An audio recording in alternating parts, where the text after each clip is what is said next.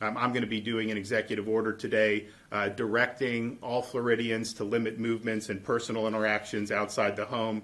After weeks of resisting calls by health experts for stronger social distancing measures in Florida, Governor Ron DeSantis on Wednesday issued a statewide stay-at-home order that will begin Thursday night to slow the spread of the coronavirus in his state. At this point, I think even though there's a lot of places in Florida that have very low infection rates, it makes sense to make this move now.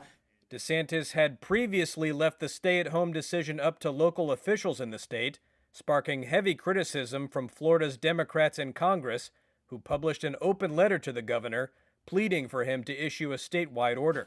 But on Wednesday, DeSantis said it was a higher authority that got him to change his mind. I did speak with the president about it. He agreed with the approach of focusing on the hot spots, but at the same time, he understood that this is another 30-day situation, and you got to just do what makes the most sense. We have two ships. President Donald Trump had also urged DeSantis to open Florida's port to a virus-hit Dutch cruise ship and its sister ship, saying on Tuesday it was the right thing to do. There are people that are sick on the ship. And we don't want to be like they're going to be ghost ships. People turn those ships away, but they're dying on the ship.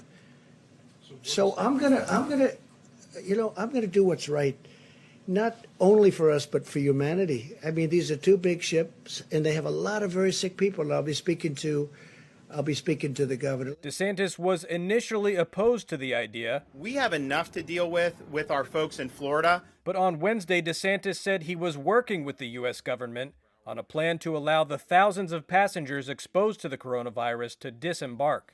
Clearly, we're going to be willing to accept any Floridians who are on board. My understanding is that most of the passengers are foreign nationals. I think that they're working on ways to deal with that. I did speak with the president this morning about it. I think he would like to see a solution. One of the two cruise ships seeking to dock in Florida is Holland America Line Zandam, on which 4 passengers have died.